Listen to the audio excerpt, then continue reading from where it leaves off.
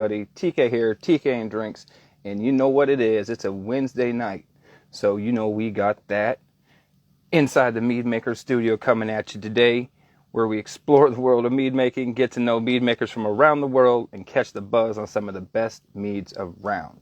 Today we're going to be joined by Miss Cassandra Gore from B&G Meadery in Oklahoma. I can't remember quite what little town they're in, but they're in this nice little quaint area outside, much outside like the big cities, and they're almost on your way like almost to Texas. But it's a cool little spot.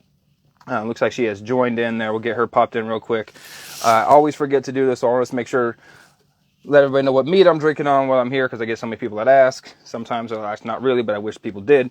Anyway, today we are going to be drinking on from Fox's Den, their collab with Seventh Circle Mead. This is the Demures. It's a blackcurrant and blueberry mead with maple syrup, cinnamon, and vanilla. I got this from Fox's Den, so I'm super excited about that. Give that a quick pour up here and set that back there, and we'll get this thing rocking and rolling. So appreciate everybody who's popping in there, except Miss Cassandra. Hopefully we get some video, some audio, all the good things. So this thing is very fragrant. That cinnamon straight away is right on your nose. Then the berries, you get down in there. What else he says? Cinnamon and vanilla. Yeah, maple syrup. That's what it is. Like, what is that weird look like? Maple syrup is definitely not my favorite thing in there. But everything else is smelling really good. The berries are phenomenal smelling in there. Invited. I don't see her on.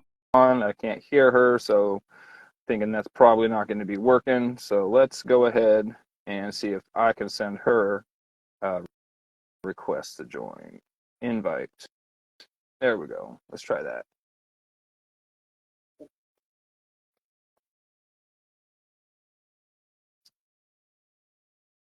Oh yeah, cinnamony, vanilla, and there's that maple I don't care for so much, but everything else is delicious. How you doing, Miss Cassandra? Well, hello. How are you? Can you hear me?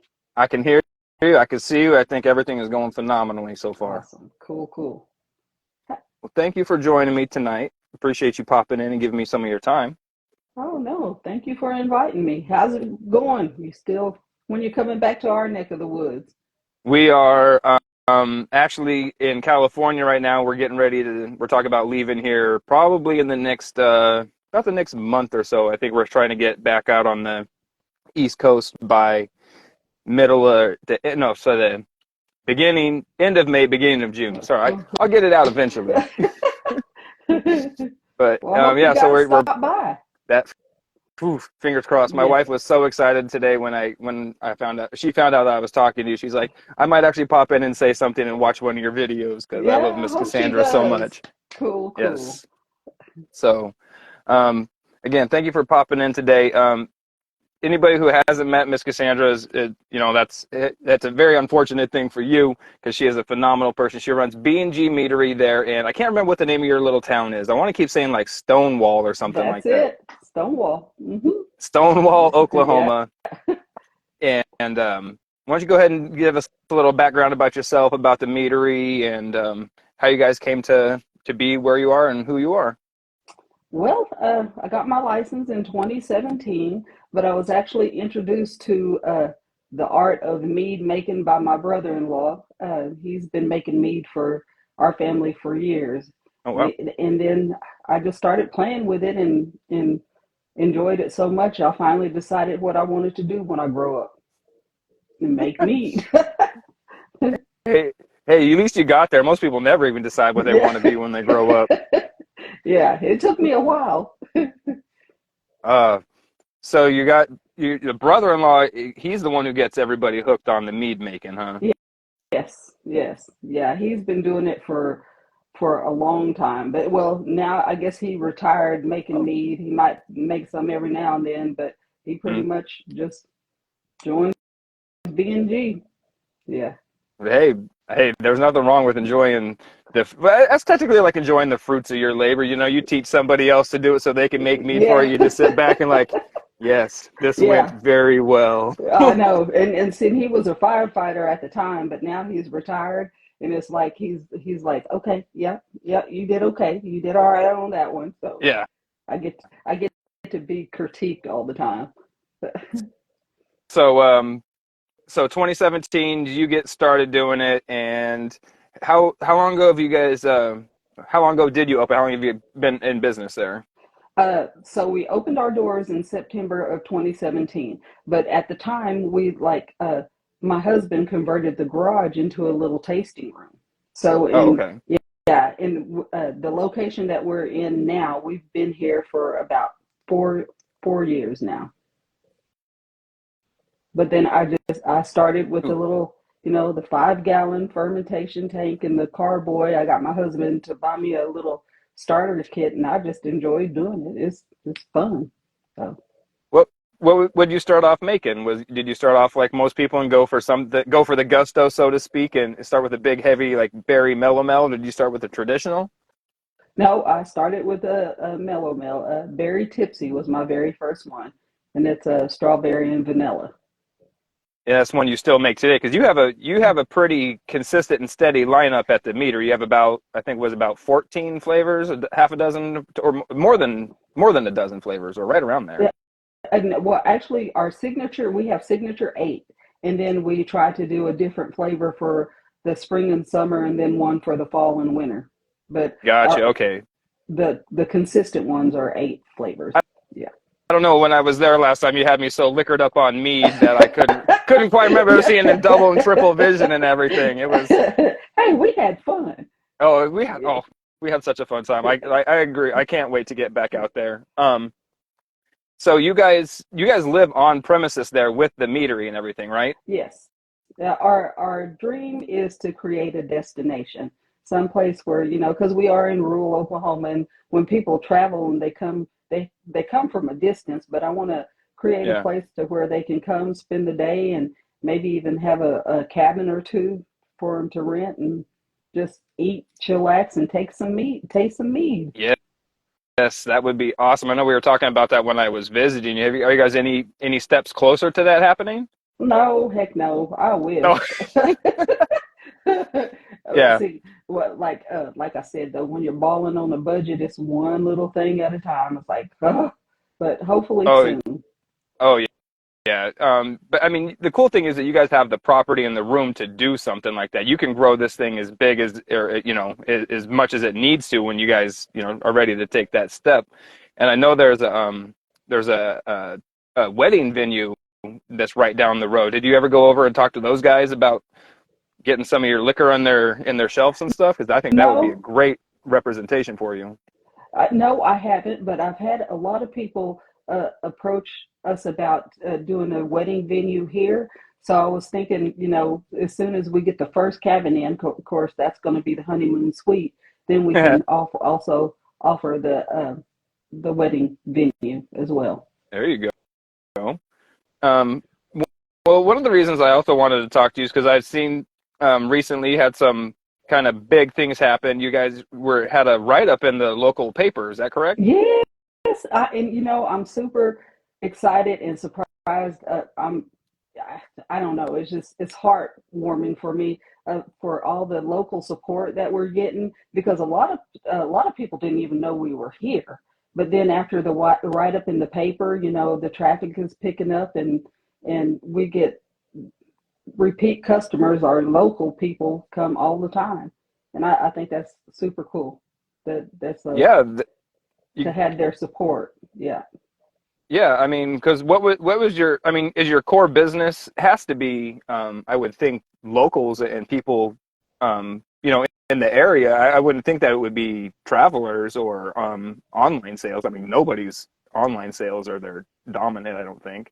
Well, in the beginning, of course, we set up at events and everything, but in the beginning, most of it was from people traveling, and Oh then wow. Well. the state actually about a month ago, a little over a month ago, the state put some signs out on the major highway for us, and that's made a huge difference, because we are in rural Oklahoma. So Yeah. without those signs, most people didn't even know we were here. But now we have people stopping by, travelers and Yeah. everything.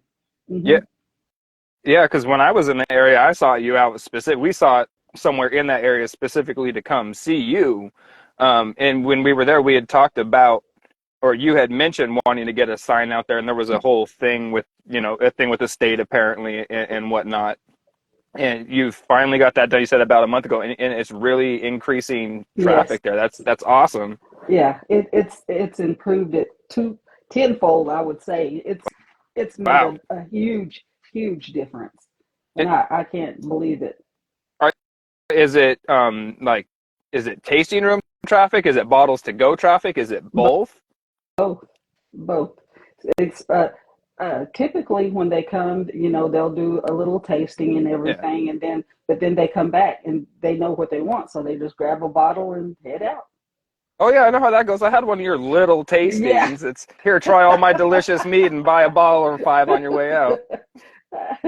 But Yeah, so it has made a huge difference, and I'm looking forward to the mhm, destination being complete, so people can spend the day, and we'll have RV hookups and yeah, all of that. So yeah, that that is something that I haven't really seen a whole lot of. I know there's a couple meaderies out there that are like yourself, kind of toying with the idea and talking about it. And I've been to a handful of breweries that have like RV spaces and stuff, but nobody that's had a brewery with power and hookup, at least some sort of hookups and everything like that. If right, it's just power and water, that would be amazing. Your family's on board with this. It's because it's not. I mean, it's you that's doing this stuff, but it's kind of like a whole family operation yeah, and stuff, isn't it? yes, it's my So it's the family everywhere.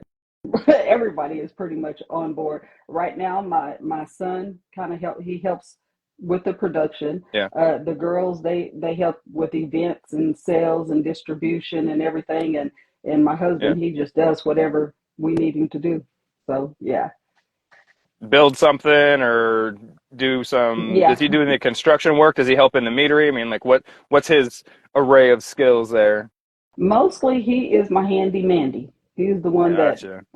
I come up with some crazy ideas, but he figures out a way to make them work. So I guess I'm lucky in that sense. Heck yeah.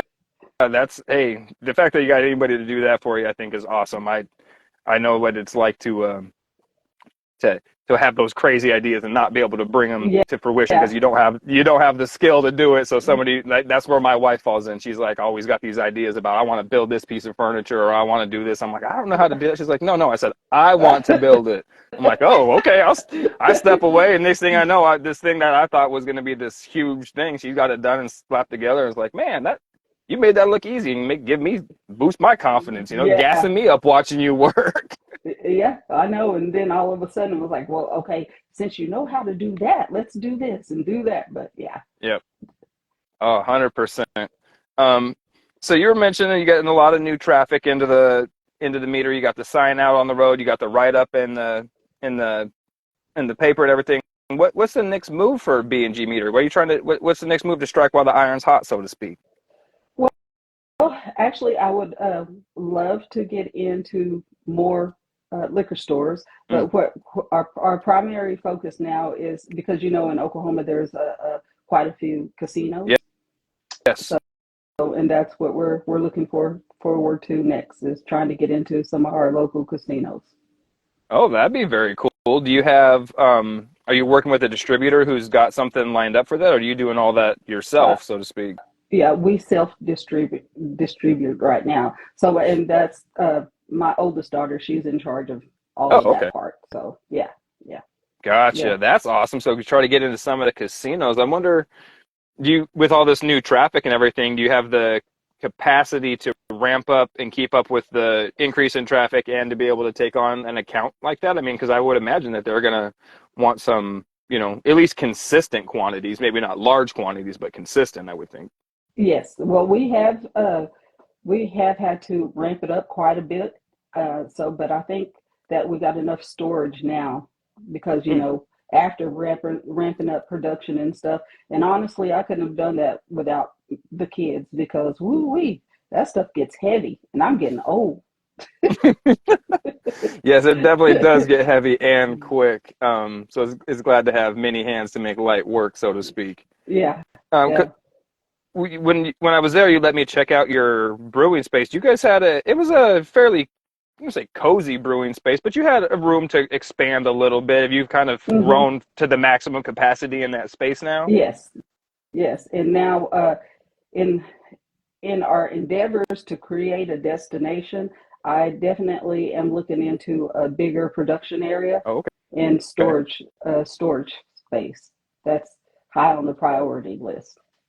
High on the priority list. Hmm. Yeah, if you're gonna take on these other accounts and start, you know, playing playing real well, I say playing mead maker, I was just say, but play mass mead maker like some of these big guys. I was talking to one guy the other day. Was I can't remember what he was saying. He said some like 1,800 cases a month he was doing or something, something Gosh, ridiculous. It was like holy cow. I couldn't even fathom something like that. It's yeah. just ridiculous. But they're a large cat like this. So what do you anticipate being your biggest hurdle you're going to have to cross to get into this, to all these different spots? Do you think it's going to be the volume? Is it going to, or I mean, the quantity to keep up with the volume that they want?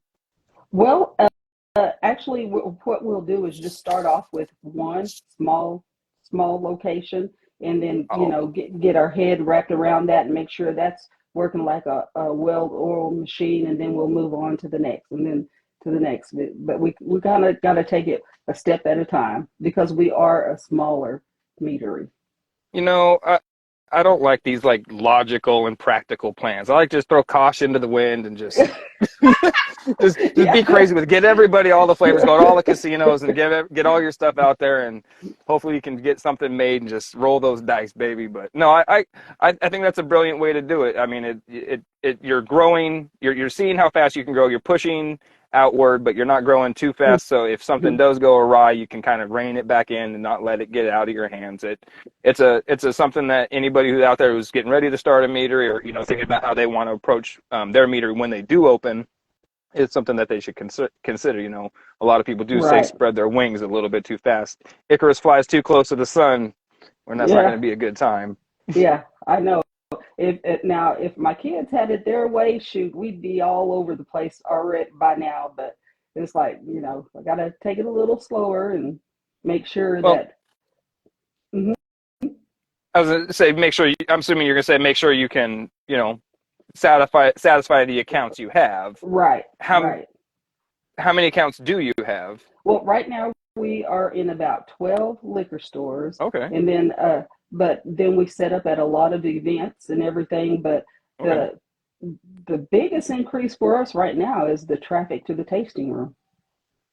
and that's just been, especially over the past month since they put the Mm-hmm. sign out. Yep. Yeah. And it's not even like peak traveling season. It's still, pretty crowdy weather out there at times, and people still in work and school and everything. I imagine over summer vacation time, you could really see some Right. higher numbers. Right. Fingers Yes. crossed, anyway. Yeah. That's what I'm hoping because a lot of the places people go for the summer because if they go down to the lake for camping in Broken Bow or go to Reba's place down in Atoka for the day or something like that, they drive right past us. So I've had Right. we've had a lot of traffic from people traveling and not knowing it was here, and then they see the sign, Yeah. make a Yeah. U-turn and No. come back. So yeah. Yeah. And you guys had it was pretty easy to get in and out of there if memory serves. It wasn't too. It was like nice and easy to get in Uh-huh. off the road. There was clear signage. Well, now there's really clear signage, but I mean all the street signs were good. So that's awesome that people having an easy time to get there and get their meads and stuff. Right, because we're only about 2 blocks from the main highway. Yeah, Hmm. and you said there's lakes and there's camping nearby. There's all sorts of kind of recreational activities. Have you considered expanding out? Because I don't believe you guys do any carbonated meads. Have you guys thought about doing any of those for people heading out for said outdoor activities or? Well, actually, yes, we are looking into doing some cans. You know how like they have the little 4 packs? Mhm. Yeah, we just want to do like a little 4 packs of carbonated meads, Yeah. just to pack in an ice chest and Oh take yeah. take along with you. Awesome. What flavor are you guys thinking about for that? You gonna start off with just one, or are you gonna try to do like a little variety pack? I would love to be able to do a variety pack where with four different flavors Yeah. and kind of like a ready to go mead cocktail. You know. Oh yeah. hmm Well, okay? So that's a good question. Like, would you rather? Are they going to be like cocktail inspired flavors? You get like like a mojito, or get like a daiquiri or something like that, or are they just going to be like, I would say just, but are they going to be more like carbonated versions of the flavors that you already have? No, if if we actually when we get to that point, they will be like carbonated, um, like a cocktail, like Yeah. more like a meaderita, or There you go. I have one that I make and I call it. It's kind of like a sweet and sour type cocktail, and I call Okay. it a pucker up. So yeah, just different things like that. All right. That sounds amazing. Like, oh yeah, that's my wife right there in the comments section. She said her favorite was the Long Island iced tea flavor Oh inspired yeah, one. Yeah. yes, that tell her that one is really popular. It is Oh, really popular. you just did. She's watching, and Oh, you. oh, okay. Cool. Why don't you give us a quick overview of what your 8 core flavors are? Because I think it's really cool that you've developed this whole routine and this everything. A lot of places don't necessarily carry all the same thing all the time. They maybe have seasonals, but you've developed a really nice core presence. Give us a quick overview on what you got there. Okay, so we start out with the 7%, which is Razzle Dazzle. That is a kind of a tart raspberry mead, a semi-sweet one. Okay. And then we move on to 10% for our traditional, which is honeymoon sweet. And that one's made with clover honey. And then from there, we're at 12% with just peachy, and it's just peachy. And then ice chest. Ice chest is the lemon tea with a kick. It's honestly our little play on a Long Island iced Yeah, tea. that And one was really then, good. and well, thank you. And then the next one we have is blackberry, but it comes in two forms, and that's darker the berry, and it's a semi-sweet or a totally dry. Yeah. And then we have berry tipsy, which is the strawberry one, and then pineapple express. I like the And pineapple Pineapple Express myself. Yeah, that's our strongest one. It is 18%. Yeah, it's got some kick to it. It's like it's almost like if you threw like a just a hint of coconut in there, it'd be like a little Malibu rum type of thing going on too. It's got a nice warm thick body to it, Mm. and that pineapple presence in there. Are you a fan of fruit in your primary? Do you use your fruit in secondary? Do you mix it up? Does it depend on the recipe? What's your fruit addition looking like? It's actually in secondary, but Every after, yeah, and then just let it sit on there until all the flavors come together. And till it honestly, I tastes think, right. yeah, honestly, I think one of the biggest challenges, and that's why we had to like increase production, is because it does take a while for it, for everything to come together and stuff. And if you ain't Yeah. moving fast enough, it's like good gravy. Okay, so Yeah, no the kidding. I know. okay, I'm Go ahead. sorry. No, And so the only way that we could figure to combat that is make more at one time. Yeah. sure. There's a lot of mead makers out there that are doing some of these meads in uh, my wife, Team Secondary. She's a huge fan of second fruit and secondary. She's not doesn't like the fermented fruit taste. She just like the fermented honey and then add all the fruit in it. Um, hmm yeah, I'm all on board with that too. I can't remember where I was going with my sentiment before that, but I'm a huge fan of everything that you guys do over there so far. What is the next step for I think getting into these casinos? You know, have you already talked to them? Is it something that you guys are working on? Because that's a unique aspect. And a reason I go back to is because I'd mentioned that to some other people before, and maybe we'd even talked about it previously. But I'm interested in that process. Sorry if I'm, you know, if it's something you guys haven't done yet, but I'm really interested in that whole everything.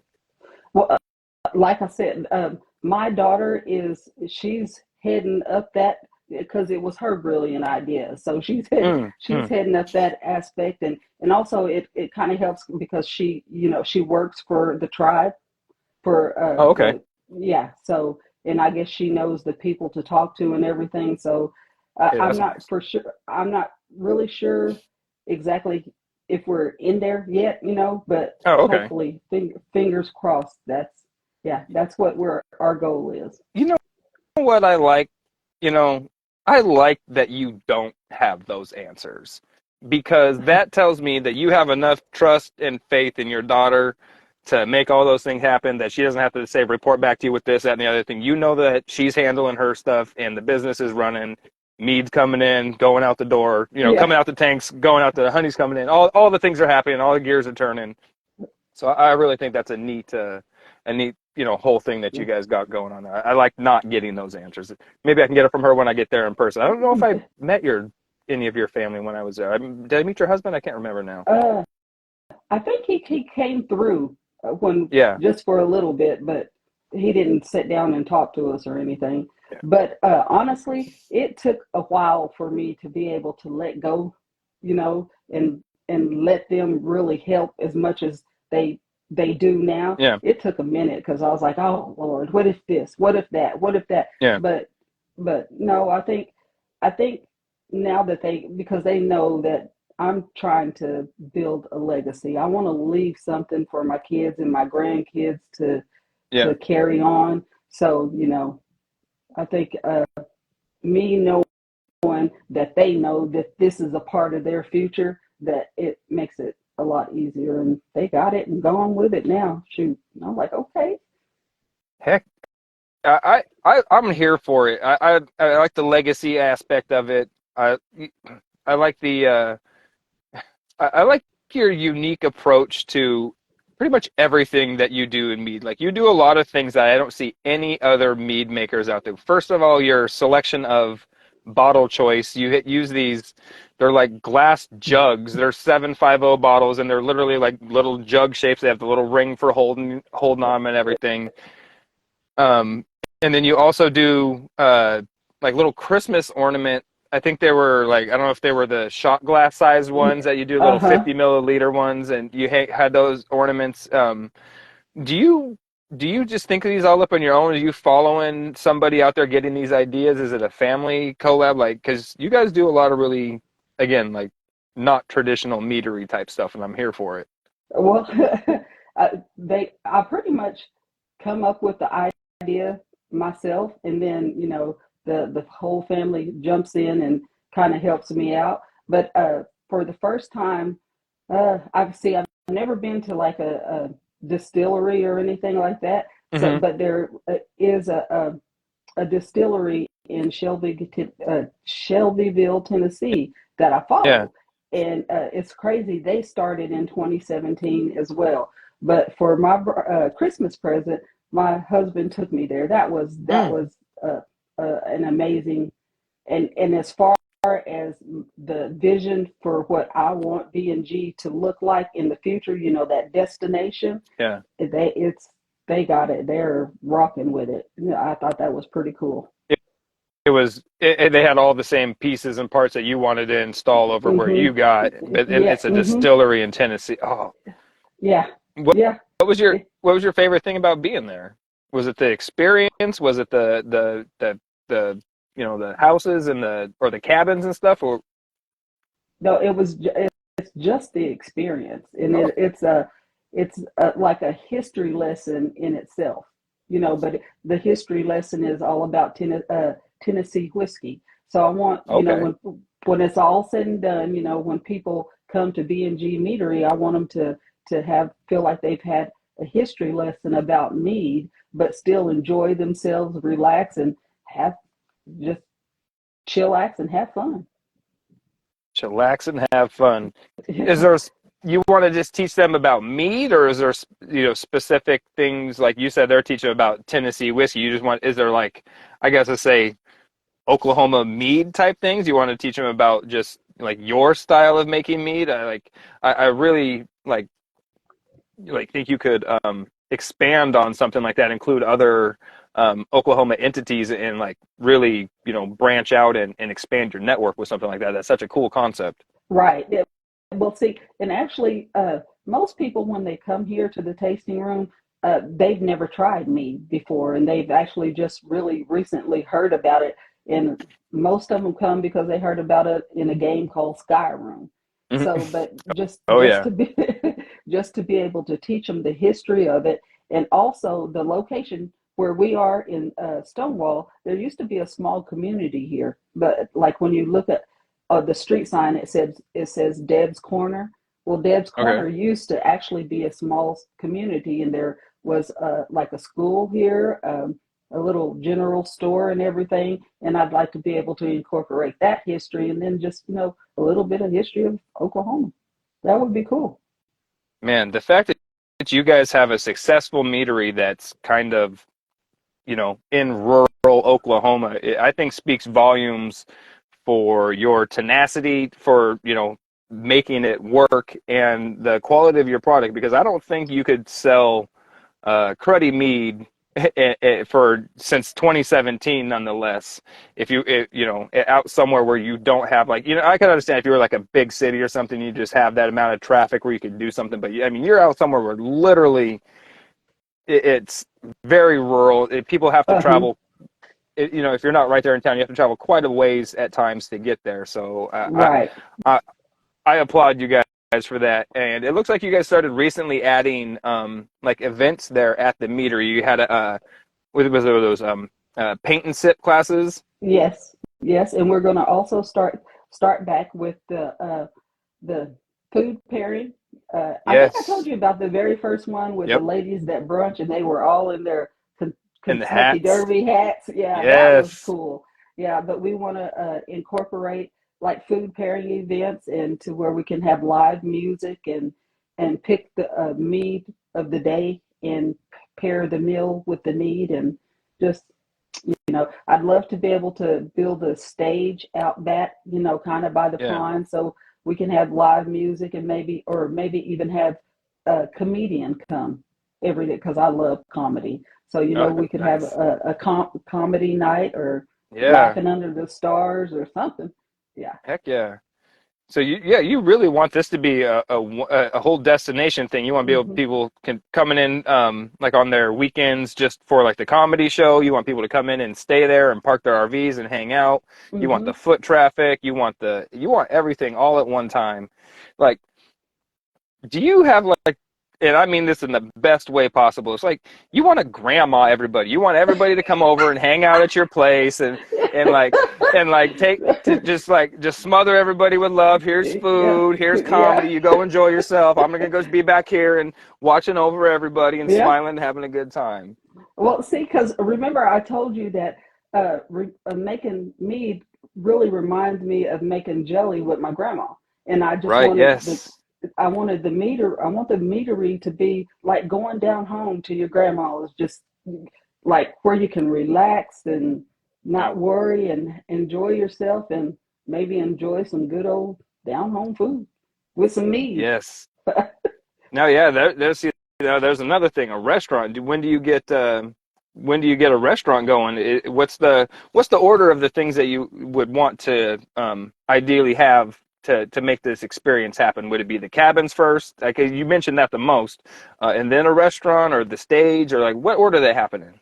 Actually, the cabin, I would like for the cabins, and not so much a restaurant, but to be able to offer food. But that's that requires a different license. Mm. So we're like in the process of, trying to get licensed for that, because at Oh, that point they would consider us a technical restaurant.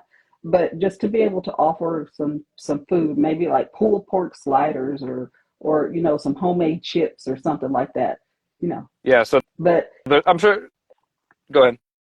my vision would be for the cabins and the food to come to, get started pretty much at the same time. And Yeah. Yeah, I guess as many of the things you could get started at one time offer the most amount of amenities to get the most people to just start showing up.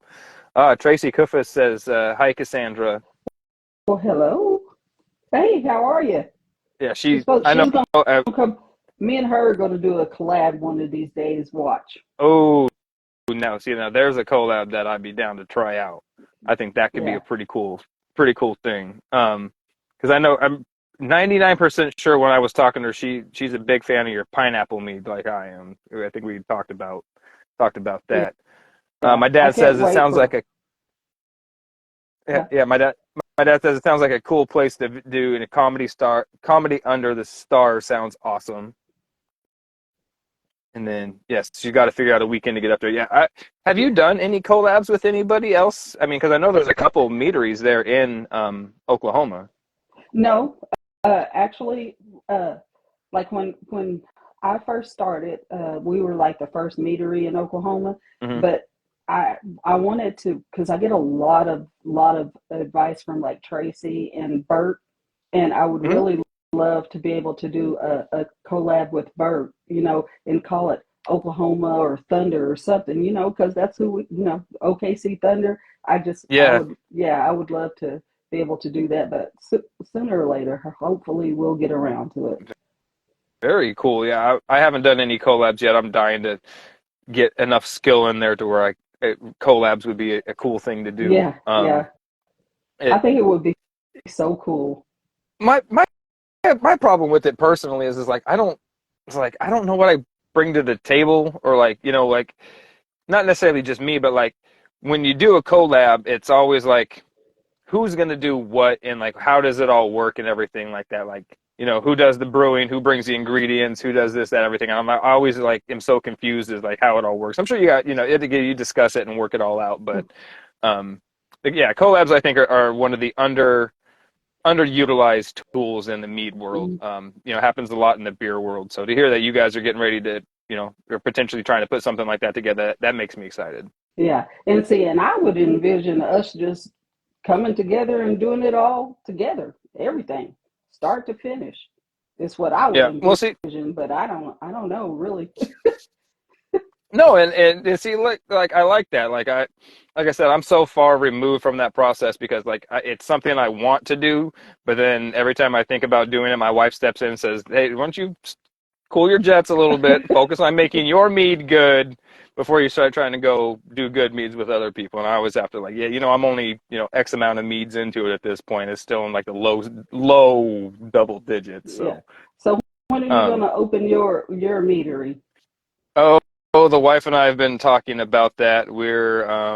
I really have to start ramping up getting more practice under my belt, but we're definitely thinking about it. I don't necessarily know we have a time frame yet, but I would like to think in maybe 5 years would be. I'd like to think it's in the 5 year plan. Let's put it that Yeah, way. yeah. See, and you already got a head start because she loves to cook. Yeah. Oh yeah. She loves to See? cook, and we're it's always kind of like the back and forth with it is how do we. What route do we go? Do we go meat restaurant that does meat on the backside? Do we do meadery that does food? Like it's all I'm sure going to depend on our location and whatnot. Yeah, But it that's gonna be super cool. And I'll be the yeah. first one to come visit. Oh, oh, you make me. I'm blush. You make a white man Yeah. blush, girl. That's awesome. I'd be Yeah. honored if you showed up out there. That'd Yeah, be so cool. yeah. I wanted. My thought is like everybody always seems so sure when they go into it. Like this is what I want to do. This is what I want to. Um, this is the route I want to go. You've got your core eight. Other guys are like, we specifically do like lots of berry things. It's like I want to do so much of everything. Like I feel like I'm kind of, you know, not I haven't narrowed down like what I want my meadery identity to be yet. And I think it's Hmm. a very important thing to do before you really start taking those crucial steps, so to speak. Yeah, yeah. But I do. Yeah, I mean, this is my little 2 cents worth. You Oh, know sure. what? If it's something that you love to do, I say go for it. It's like uh, there's never the perfect time because Yeah. as people we're always saying, well, let me wait until this, let me wait until this, let me no, just Yeah. y'all got this. Yep. Yeah. And that's my wife says the same thing because I'm such a worrier and over analyzer and try to figure out every single possible angle to a situation. Next thing you know, 6 months has gone by and nothing's happened. It's like, well, I'm not done Hmm. analyzing it yet. I got at least another 12 months of analyzing before I make a decision on anything. Yeah, And and she, see, and she just said meadery and cafe. Yeah, I'm yeah, telling you, mate, that would be so cool. yeah. So we're definitely talking about it. When I started this whole journey and everything, I was not even talking about making mead and wanting to open a meadery. It was all just wanting to do judging, which I really like doing too. And I really want to get out and do more competitions. But it definitely, and as many people said, it's like, don't worry. It's like it's a slow burn. It'll start off slow. And once you start, it'll just ignite like a Hmm. wildfire. And now it's I can't get it. I've got a banana mead that I'm doing that I got some coconut coming in. I'm gonna do some toasted coconut for. Oh, Um, yeah, I'm making all mine on the dessert side so far on this sweet and because it's what I like to drink. It's my favorite style, and yeah. I just really like the presence of flavor. And to be honest, I'm really afraid of doing drier meads because I'm not thinking I'm skilled enough to make it without crappy flaws and stuff. Yeah. So I just like Yeah. I'll just hide it all behind sweetness. That's what everybody does. I don't. I'm not a fan of dry. It's like, I mean, there people swear up and down it goes good with a steak and red Yeah. meat, but ooh, I still have to have a little bit of sweetness. Yeah. Oh yeah. And like and I so want to like dry meads. Like I really want that to be a thing to like I can like just go pick up a really nice dry mead. When they're done well, I think they do present um a really unique aspect of, mead that you don't get elsewhere. But when they're not done right, it's like, man, this is really hard to drink. And I've got another 748 milliliters to drink. Yeah. Uh, That's true. Yeah. My buddy Tony down in Mexico says, "Love me a dry meat." Yeah, like I said, again, when they're done really well, it's such a unique, pleasant experience. Um, but I guess I'm a bit persnickety myself. So you gonna increase the amount of like events you were doing before you get the stage going and everything like that? You gonna like you got the paint and sip classes going on. Looks like it was pretty successful. If I remember right, you kind of like threw or not say threw it together last minute, but you threw the idea out there. It's like, hey, we're thinking about doing a paint and sip, and Yes. basically had so much feedback that you had to make it happen. Yeah, well, and actually, it was, because the tasting room is smaller, and the weather wouldn't permit for us to do it outside. So the instructor, she's coming back, Hmm. and she did an awesome job. But she's coming back, and sometime in May, we got to figure out the weekend. But we're going to do it again, and this one will be outside, and we'll like paint spring flowers, and I want to incorporate a honeybee somewhere in the painting. Yeah. See, and we can call it honeybee in mead. Yeah. Again, you've got a plan. I love it. You've got a plan for everything. How much has being able to let go, as you were saying, of like the distribution stuff to your daughter and stuff, like to like branch out and give these chunks to the family. Like how much has that freed you up to like be more creative in the mead making process? Is that or is it basically you just filled that time with other things? Well, actually, with the administrative stuff is what takes a lot of time. But Oh now, yeah. uh, yeah, I'm focusing. It allows me to focus more on marketing because Okay. at this point, I want to spread the word, let people know that we even exist, that we're even here. So Gotcha. I've spent a lot of time on the administrative part and marketing. And like one of the things I noticed, I got your Instagram page pulled up here. Is you guys, your social media isn't as active as it could be, and that's some pretty. some pretty easy and cheap marketing there. You're gonna boost up that social media presence. Well, right now, my biggest platform is Facebook, and Hmm. I'm learning the. I told you I was old. I'm learning the Instagram and TikTok.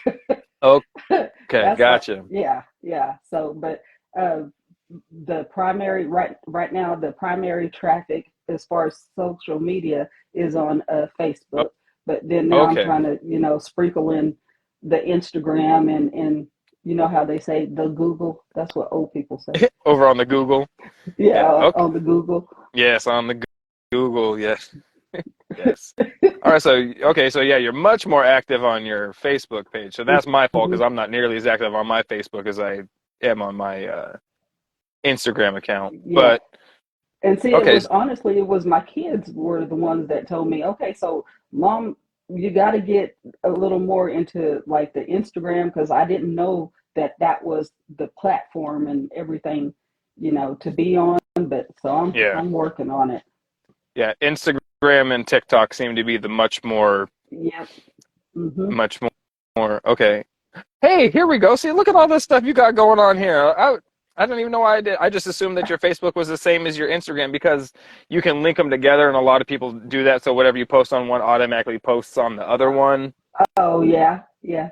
No. So what's this? You did a video interview or a video podcast with somebody Yeah. here.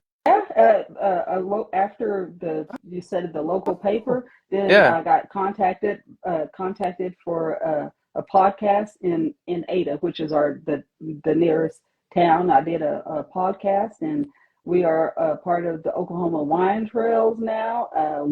We're Nice. one of the finalists in for the state in wineries or breweries. We're one of the finalists. We don't know if we actually got picked yet. Fingers crossed, but yeah, yeah. Okay. Holy cow. Yeah. Okay. So you guys do have you got some active social media just over on Facebook and Uh huh. not on Instagram. So that's my mistake for not going over there and checking the Oklahoma experience. So is that like the wine trails thing? Uh huh. Hmm. So how does that work? People, is it kind of like a brewery, one of those things where you go and they have like 6 or 7 different wineries that you would visit all and take like a tour and stop at each one for a little bit of time? Right. And in Oklahoma, it's divided up into like the sections of the state, Oh, and sure. the part of the wine trails that we're on is called Vine and Dandy, and we have like a little pamphlet, and you once they come, say like they come to the meadery, we'll Yeah. give them a little sticker, and then Mhm. they collect the stickers that's on the little pamphlet and mail it in, and they get a prize and everything. They Heck really yeah. helped to increase the flow of the traffic, the foot traffic, and everything. It was really cool to be a part of, or it is. Who organizes that? Is that something that is it a wine advocacy group or is it like a home brewers association or who does? I mean, probably not home brewers, but It's actually a part of the state agritourism program. oh, the state puts it on. Mm-hmm. Mm-hmm. Wow, the Yeah, state is out here paying money to bring meat people to your meadery in Oklahoma, and other states are doing everything they can to seemingly to keep meat from even existing in their state. It's no, so they have it's called Oklahoma Agritourism page, and they even have to where they have information about the meaderies and all other Oklahoma wineries, and you can link. They have it linked to our website and everything. They have helped a lot, and was that something they're that you, they're actually the ones that helped us get approved to have the sign out on 3W. that is, that's so awesome that the state is going out of their way, or not necessarily. When I say the state, like I don't mean like the state liquor board, but like some people involved with the state, because I imagine that the state ABC commission or ABC people probably aren't going to be nearly as helpful with Yeah, everything. yeah, but it's some part of the agritourism that department that that's is really. really helping out with all that. Mm-hmm. I wonder if Mm-hmm. more states have that, and people just don't know about that. What's going on, sidetrack? Um, because that seems like a very cool way to do it, to incorporate it into, because the brewery tours and the winery like hopping tours and everything are really cool, but I've never heard about them being hosted or organized or anything from the state. Usually it's like the state wine association or some larger group, but to see that as a state entity, I mean, because it benefits them too. The more money you Hmm. make, the more taxes you're paying to them. Yeah, that's true. Yeah, So hey, yeah, and that's they are so helpful and try to help in any way. And hmm man, getting signs put in, getting put on the wine trail. Um, what what's the next growth step production wise for the meadery? You said well, you were I saying would making like to get these. Go okay. ahead. I'm sorry. Sorry. Uh, the next growth step, as far as production, is we will definitely need to get a larger facility built out here, and a larger production facility. And Okay. uh, the production area that you were actually got to see, I'd like to turn that into more of where we do cooking to provide the meals or the food that goes to go along, and then just have production and the mead storage and stuff in a different facility. Yeah, because the production space is kind of just almost right off the tap room there. Right. Mm-hmm. Yeah, Mm-hmm. so that makes perfect sense for that to be like a kitchen area, Yeah. so to speak. Yeah, Yeah. Yeah. that's awesome. Man, like I know you got big plans and everything, and I'm really hoping that this all falls into place for you because I really want to come back there and visit and check this place out. That would be cool. I can't wait. Well, I mean, I'm We going to might come back even and check it out regardless of what stage of, yeah. opening or, of any of these things you're in. But to get that full experience, like the way you talk about it and the way you picture it is such a, I can see it, I can smell the barbecue, I can hear the people laughing from Yeah. the comedian, I can feel the warmth of the grandma blanket being surrounded Yeah. around me. I'm here Yeah. for it 100%.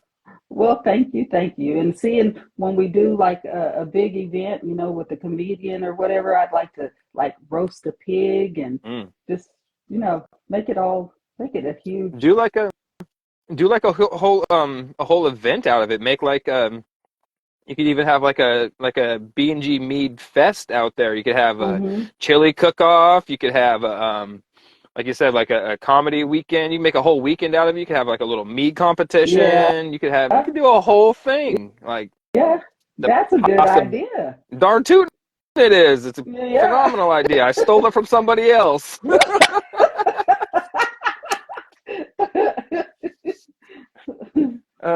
We should go Judge Mead Stampede. We should go to Judge Mead Stampede and visit. I agree. I don't know if I'll be able to go Judge Mead Stampede this year because I think I'll have just passed through there. I think Mead Stampede is in July. So there's a home brewer there in Oklahoma City. His name's Gary. Runs a YouTube page called Man Made Mead. I don't know if you've Uh-huh. ever. Yes, and I Yeah, he. actually was supposed to, well, B&G was actually supposed to be one of the sponsors last year, and I Oh, totally let the time slip and didn't get in there in time. But we'll be sponsoring this year. yeah. Say they're taking sponsorships right now. So Yeah, don't. yeah, Yeah, awesome. Yeah, because that would be really cool to see them be able to grow big enough to get a commercial competition going on as well as a homebrew competition. yeah. Are you do you enter any competitions with your stuff, or have you yet, or thought about it? Uh, the first one that I've only done one, and the first one that I did is the Texas Mead competition with Tracy. Hmm. Yeah, and I haven't done another one since then, but I'm planning on doing it again. Start to get some Uh, more feedback. yeah, yeah, it was some really, really good feedback. But Pineapple Express, it held its own. See, that's what I'm talking about. I'll tell you that Pineapple Express for being like, and it's hard to make a 17% mead that doesn't, in my personal opinion, come across as like overly boozy and like have that like rough alcohol taste to it. So Yeah, the fact that you created something with again pineapple that's already a delicate flavor, so it doesn't surprise me that it held its own, so to speak. yeah. I was happy, but but I can't wait to do more and get more feedback and you know. Yeah, excellent. What's your seasonal flavors this year? Well, right now, well, last year for the spring and summer, we did the strawberry lemonade, and I've got Ooh, a lot of requests for us to do that again for the spring and summer. But then okay. for the holiday flavor or fall and winter, it was a cranberry. Ooh, a cranberry. Hmm. Nice. Cranberry meads are, I don't feel like I see them as often as would expect to, given how popular, like, I guess it's kind of like a Thanksgiving thing, but I mean, like cranberry juice is everywhere, and I just Hmm. really don't see a lot of cranberry meads. Was that one received pretty well? Oh yeah, and it's really good. It's like okay, yeah, okay. Have you ever thought about adding or changing your core lineup to include one of these potential seasonal, do a little rotation, a little swap, anything like that? Yeah, well, since I was thinking that since uh, oh, country time is what it's called, the strawberry lemonade. Since the country time is so popular, I'm actually thinking about replacing either just peachy or the razzle dazzle with country time. There you go. Okay. Retire something, maybe not necessarily retire it, but take it off the shelf for a little bit and let those bottles that people have kind of like gain a little bit of, hey, wait, I can't get this anymore. Maybe I don't want to drink it. I'll hold on to it for a little bit. Yeah. What's your favorite mead that you've made of yours so far? Is it the Razzle Dazzle because it was your first one and it was your love child there, or Well, no, Very Tipsy is the very first one, oh, and that's my husband's favorite. Yeah, that's my husband's favorite one. But I kind of, it's a toss up for me between honeymoon sweet and the semi-sweet blackberry, because I like darker the berry, the semi-sweet. I don't do too well with the dry. but it's got to have it's got to sell well. Otherwise, you probably wouldn't continue to make it if you were sitting on all the cases you made the first time. Yeah, yeah, yeah. So they have a a person for each flavor. There's a Yeah. person for each flavor that, yeah. But Very Tipsy is really, this has been the number one and still continues to be. With all the new foot traffic coming in, Barry Tipsy's still holding in Uh-huh. strong. Well, okay, so it there's there's four that's in competition, Hmm. and that's the Honeymoon Sweet, Very Tipsy, Pineapple Express, and Ice Chest Mead. Now, when people order flights there, do they? How many meads come in the flight when they order them? Eight. Oh, You so get eight of the signature one, and if the seasonal flavor is available at that time, they also get a taste of the seasonal flavor. see, that's what I'm telling you. 8 meads in a flight. That's no wonder your sales have increased dramatically. You're getting there, like I said, everybody all liquored up before you send them off on their way. That I think it's No, awesome though. actually, I have to tell you, because when we first opened up the tasting room here, I had like a real heavy-handed pour. Just, and then my daughter had to tell me, she was like, "Mom, That's you right. I remember you can't were telling get, me that. yeah, you can't give these people that much." So she bought the Little stoppers. ball ones. Yeah, Yeah. yeah, to because I get to talking and I'm just pouring. Shoot, Lou. But yeah. Yeah, I remember noticing that. I was like, "Hey, that was something that I'd keep in the back of my mind for when I'm pouring meads, is to get a metered ball because or a metered Hmm. pour thing because I'm very much like you. It's like, and here you go, Yeah, and it's like next yeah, thing you know, my bottle's empty, and it's like, oh well, yeah. we We're were having talking and fun, we that. were Yeah. talking, and Hmm. Yeah. And she's that's like, why I love talking to can't. you. She's like, you can't do that. You don't have these people drunk. I'm like, okay, sorry. Yeah, yeah, I didn't mean nothing by it. I was just trying to have fun talking to my Yeah, friends. yeah. Oh, that's awesome. Um, so getting a couple more questions here, and I'll let you go because I know it is getting kind of late over there. What's your what's your plans for this spring? We're in March already. What's going to be the first big event that you guys have next next time you have one of your cool events? Uh, the first one will probably be another sip and paint, Okay. and then where I'm looking to do the live music event, Oh, just wow. music under the stars, and at that one I'll just invite like a local food truck, just so we can all, it kind of benefits the community and stuff. So Yeah. our local food truck and have them come out and Okay. everybody just come and chill under the stars. So you've already got a space that can accommodate that type of thing. Hmm. Oh, that's awesome. I thought I didn't even realize that you were that far. Like, man, that's awesome. I'm really here for the comedy under the stars. Like my dad said, he's a big comedy guy. We all, my whole family, we're all like you said, we're big into comedy, watching Yeah. comedians and laughing, and it's one of the things that I think is under, again, one of the lesser served things in the mead world. Everybody's got live, not everybody, but a lot of people have live music, and a lot of people have like the karaoke night or the like the trivia nights and stuff like that. But paint and sips are definitely a little less common, and certainly live comedy is. I mean, I could probably count Yeah. on one hand the people that do live comedy. So again, it goes back to my saying that you do things that are more on the fringe and super creative, and like it's a phenomenal product, a phenomenal place, a phenomenal person, a phenomenal family doing all this stuff. So anybody out there Well, who's thank not you, thank following, you.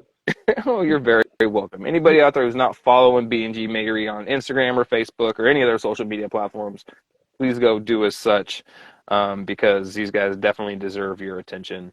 And go get you one of them cool ring jugs. Yeah. I'm not always I'm not always the biggest fan of 750 bottles because they're usually kind of boring, but you definitely chose a really unique, cool looking one that makes it very appealing to want to buy one of those. Well, thank you, thank you. I guess with me, it's kind of fitting with the location because we're in rural Oklahoma, and Mm. that since they wouldn't approve me using the mason jars, I had to find something that would kind of go Oh, with the big red barn. that's right. I forgot you guys. I'd seen you guys posting stuff a while ago when doing mason jars. Yeah, so the jugs definitely makes much more sense, and it seems fitting. It's still kind of that moon sign country vibe type of feel to it. So Hmm. I'm here for it. And hopefully you don't have to switch to something else. You can continue to get those cool signature bottles. Yeah, yeah. Well, as long as as far as the Able Commission and everything in Oklahoma, as long as it's still in official wine sizes, it'll be approved. But yeah. I mean, because if the manufacturer would continue to make them, because glass Oh, manufacturers are yeah, I super hit or know. miss these days, it Yeah, seems. yeah. And sometimes it's kind of hard to find those jugs. Oh yeah, But yeah. Glass is ridiculous anymore. It's a sad thing, but like I said, anybody out there, please go follow B&G on the socials. If you're in Oklahoma in the south, ooh, is that southeast, south central kind southeast. of. Mm-hmm. Yeah, Mm-hmm. right in that area. Look them up. Stonewall, Oklahoma. Swing through. Miss Cassandra, like I said, put those grandma vibes out there and make you feel welcome at home. Give you one of them custom eight mead flights with a special one on the side. Have you giggling and laughing and talking and buying mead. Next thing you know, you bought the shop and had the most phenomenal experience. Well, thank you, thank you. Well, I so appreciate that. you're very I welcome. just And you've made me, that was my dream. It's just that's my dream, just to make people feel at home and come in and relax and let's enjoy some music. well, it seems like your lifetime of experience has brought you right where you need to be because you're doing exactly what you're saying there. It seems to be from the outside anyway. So have a phenomenal rest of your night, Miss Cassandra, and I will talk to you soon, certainly when I swing through Oklahoma. Okay, and I can't wait to come out and visit y'all. I'll hold you to that. Okay, I'll be there. All right. Have Bye. have a great evening. You too. So that was phenomenal. I love Miss Cassandra. She's such a phenomenal person, and I do mean that. Go out there, support her, support their family. They got a great little meadery out there. Get you one of them jugs. Um, get you some mead. Get you some just good home vibes. Get you some grandma vibes and feeling and snuggles and loves. Because it's great stuff. Anyway, on to next week. We are going to be speaking with, not even next week, just this Friday on the 8th. We're going to be speaking with Sarana Meadery. They're in India, so it's going to be a Friday night one. I think it's going to be about 8 p.m. our time. I can't remember if it was 8 or 8:30 because they're on like a half hour difference from us. But I'll repost it again in my stories and all that stuff. Um, but yeah, so Sarana Meadery this Friday evening. Of course, always be repost to YouTube, so you can always catch the rewinds there or here. Have a great rest of your evening, everybody. Thank you for the kind words in the comments, and I will see you all in the next one. Peace.